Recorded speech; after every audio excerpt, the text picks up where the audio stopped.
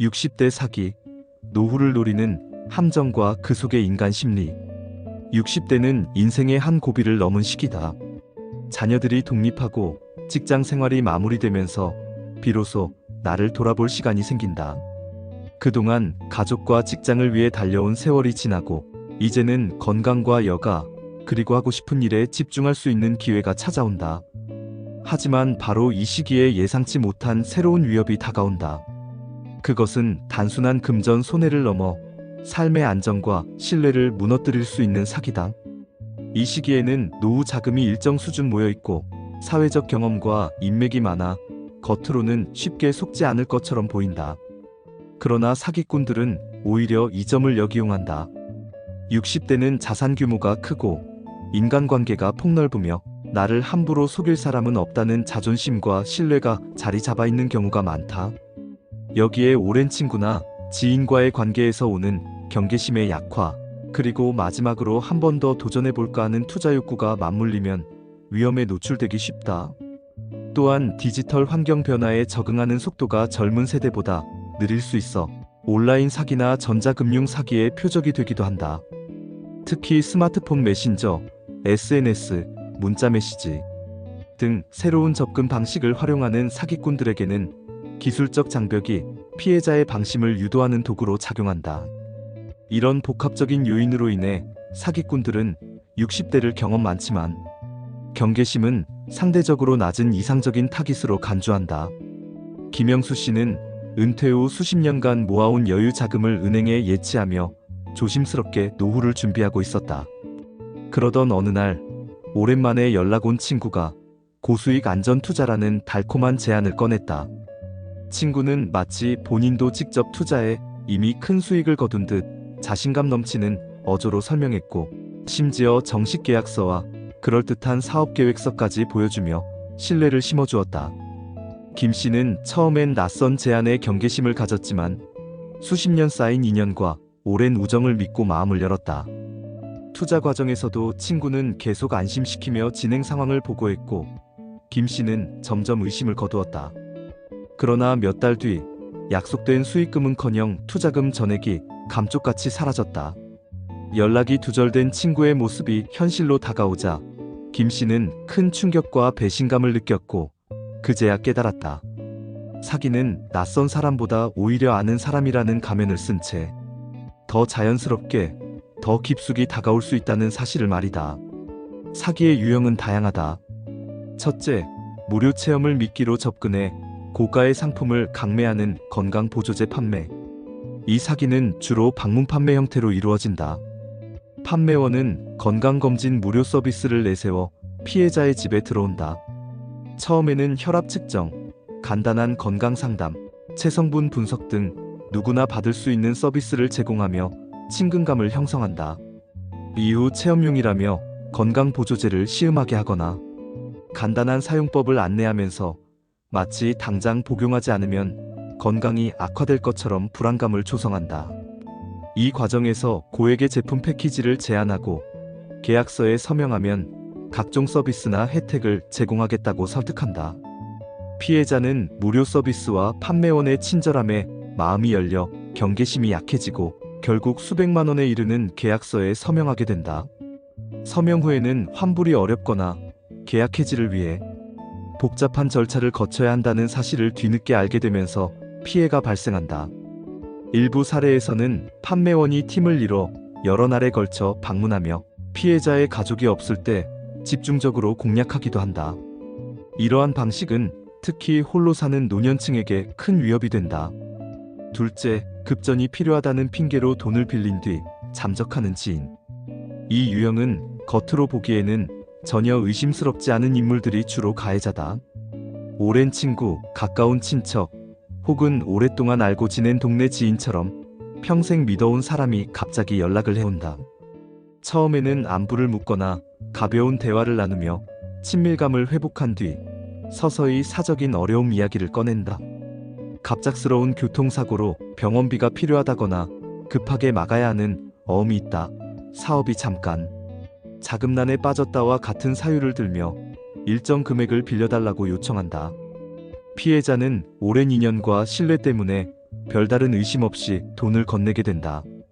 가해자는 금액을 점점 늘려가거나 첫 빌림에서 갚는 신용을 한 뒤 더 큰 금액을 요구하는 방식으로 접근하기도 한다. 그러나 일정 시점이 지나면 전화가 꺼지고 메시지에 답이 없으며 집이나 직장에도 나타나지 않는다. 피해자는 금전 손해와 함께 오랜 관계가 무너졌다는 깊은 상실감과 배신감을 동시에 겪는다. 이 유형은 사람을 믿는 마음 자체를 이용하는 사기라서 피해자가 스스로를 탓하며 신고조차 망설이는 경우가 많다. 셋째, 법률이나 세금 지식을 악용한 부동산 투자 사기. 이 유형은 법과 세금 제도의 허점을 파고드는 치밀한 수법으로 진행된다. 사기꾼들은 확정 수익을 보장한다며 피해자를 안심시키고 계약을 유도한다. 예를 들어 개발 예정지라며 토지를 소개하거나 재개발, 택지 조성 사업에 포함될 것이라고 강조한다. 겉으로는 합법적인 계약서와 등기부 등본을 제시하지만 실제로는 해당 토지가 이미 권리관계가 얽혀있거나 소송 중인 땅이거나 토지 이용 제한이 걸려있는 경우가 많다.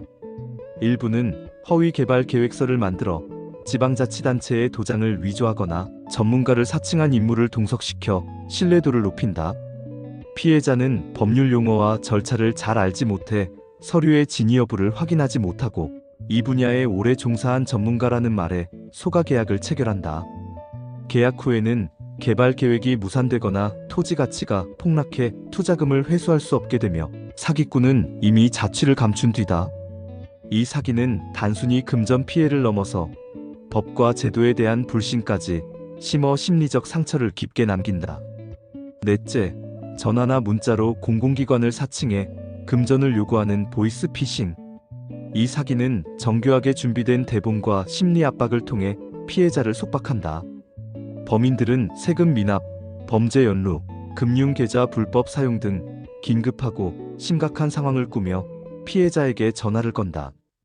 발신 번호를 조작해 실제 경찰서, 검찰청, 세무서 번호처럼 보이게 하고 음성 변조나 배경 소음을 넣어 현장감을 높인다.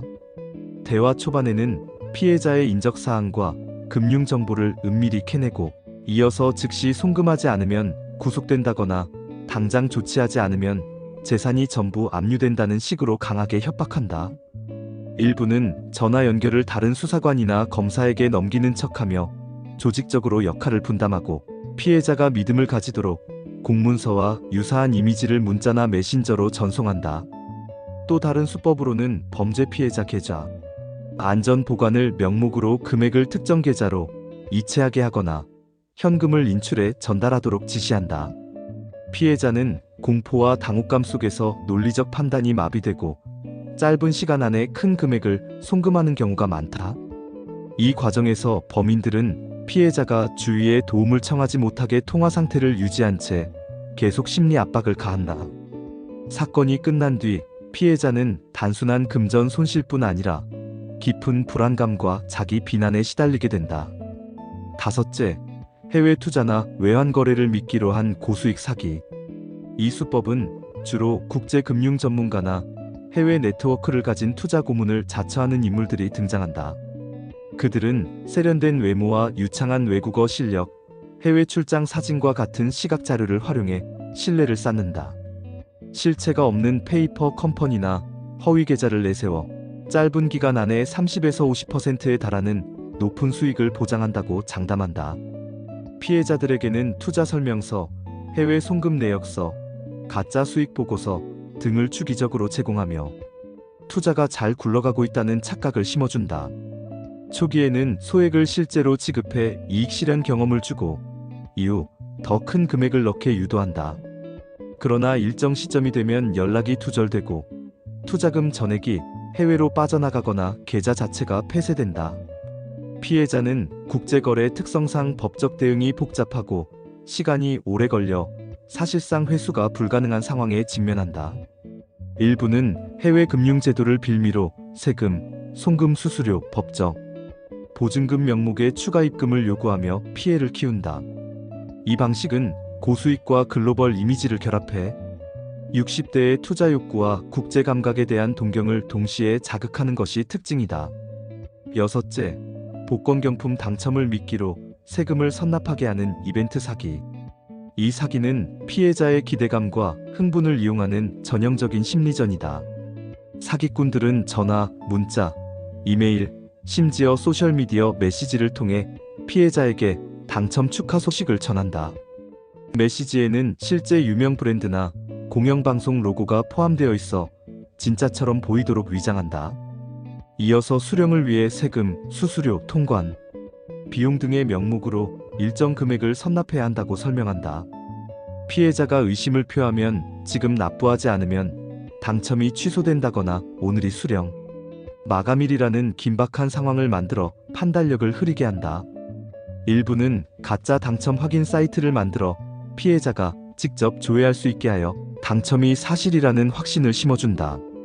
초기에는 소액만 요구하지만 절차상 추가 비용이 발생했다는 명목으로 반복해서 돈을 빼앗는다. 피해자는 이미 일정 금액을 지불했기 때문에 지금까지 낸 돈이 아까워서 계속 송금하는 심리에 빠지게 된다. 결국 당첨금은 존재하지 않으며 사기꾼은 흔적도 없이 사라진다. 일곱째, 자녀나 손주를 사칭해 긴급 송금을 요구하는 가짜 가족 사기. 이 유형은 특히 60대 이상에게 치명적이다. 사기꾼은 전화나 메시지를 통해 다급한 목소리로 사고가 났다, 급히 돈이 필요하다는 상황을 꾸민다. 목소리를 변조하거나 실제 자녀나 손주가 사용하는 말투 호칭대화 습관을 흉내내어 진짜처럼 보이게 한다. 종종 배경에 응급실 소리나 경찰 무전음 등을 삽입해 긴박함을 극대화한다. 피해자는 놀람과 걱정 속에서 판단력이 흐려지고 계좌 이체나 현금 전달을 서두르게 된다. 일부는 메신저 계정을 해킹해 실제 가족 사진과 과거 대화를 보여주며 의심을 차단하기도 한다. 또 다른 경우에는 휴대폰이 고장나 다른 번호로 연락한다고 하며 평소와 다른 연락수단을 사용해 경계심을 낮춘다. 피해자가 송금 후 사실을 확인하면 이미 계좌는 인출 또는 해지되어 있고 범인은 흔적도 없이 사라진다. 이 사기는 단순한 금전 피해를 넘어 가족이라는 가장 안전해야 할 관계를 이용해 피해자에게 깊은 배신감과 심리적 충격을 남긴다. 심리상담사 정모 씨는 이렇게 말한다. 60대 이후의 사기는 단순히 금전 손해로 끝나지 않습니다. 그것은 오랜 세월 동안 쌓아온 인간관계와 신뢰 그리고 자기 자신에 대한 믿음을 무너뜨립니다. 그래서 피해자들은 잃어버린 돈보다도 깊은 마음의 상처와 배신감을 더 오래, 더 무겁게 안고 살아갑니다. 그는 목소리를 낮추며 관계를 유지할 때 반드시 스스로에게 물어봐야 할 질문이 있다고 강조한다. 이 사람이 나를 진심으로 생각하는 마음이 있는가? 아니면 나의 자원과 신뢰를 이용하려는 것인가? 그리고 덧붙인다. 겉으로는 친절하고 다정해 보여도 속으로는 계산기를 두드리는 사람들이 있습니다. 표정과 말투에 속지 말고 상대의 행동과 선택을 통해 그 진심을 읽어야 합니다. 노후의 평안을 지키려면 믿음과 경계심의 균형이 반드시 필요합니다. 사기를 피하려면 냉정한 거리가 필요하다. 오래 알았다고 해서 혹은 친하다고 해서 무조건 믿어선 안 된다. 때로는 수십 년을 알고 지낸 사이라도 돈과 계약이 얽힌 순간부터는 관계가 달라질 수 있다는 사실을 명심해야 한다. 계약이나 돈이 오가는 일은 반드시 서류와 증거를 남기고 변호사나 회계사 등 신뢰할 수 있는 전문가의 검토를 거쳐야 한다. 구두 약속이나 문자 한 줄로는 나중에 자신을 지킬 수 없다. 무엇보다 좋은 사람과 안전한 거래는 전혀 다른 개념이라는 점을 잊지 말아야 한다. 친절함은 거래의 안전성을 보장하지 않으며 미소 뒤에는 언제든 이해관계가 숨어 있을 수 있다. 60대는 이제 인생을 지키는 마지막 수비수다. 남은 시간을 편안하게 보내기 위해서는 경계심을 내려놓는 대신 판단력과 지혜를 높여야 한다. 관계를 지키되 그 관계 안에서 나를 지키는 법도 배워야 한다. 필요하다면 단호하게 거절하는 용기, 서류를 꼼꼼히 확인하는 습관, 그리고 의심이 들 때 한 발 물러서는 여유를 가져야 한다. 이것이 사기라는 함정에서 벗어나 진짜 나다운 노후를 사는 첫걸음이 될 것이다. 결국 스스로를 지키는 힘이야말로 노후를 가장 단단하게 만드는 자산이다. 당신의 시간을 돈을, 그리고 마음을 지키세요. 그 모든 것은 단순한 재산이나 편의 이상의 의미를 가집니다. 시간은 다시 돌아오지 않는 가장 소중한 자원이고, 돈은 노후의 생활을 안정시키는 기반이며, 마음은 삶의 질과 행복을 결정하는 핵심입니다. 이 세 가지를 지킨다는 것은 결국 당신의 자유와 선택권, 그리고 존엄을 지키는 일과 같습니다. 작은 의심을 무시하지 말고 내 재산과 내 마음을 보호하는 습관을 들이세요. 그것이 가장 값진 노후의 자산이며 당신이 평온하고 당당하게 인생의 마지막 장을 써내려갈 수 있는 힘이 될 것입니다. 감사합니다.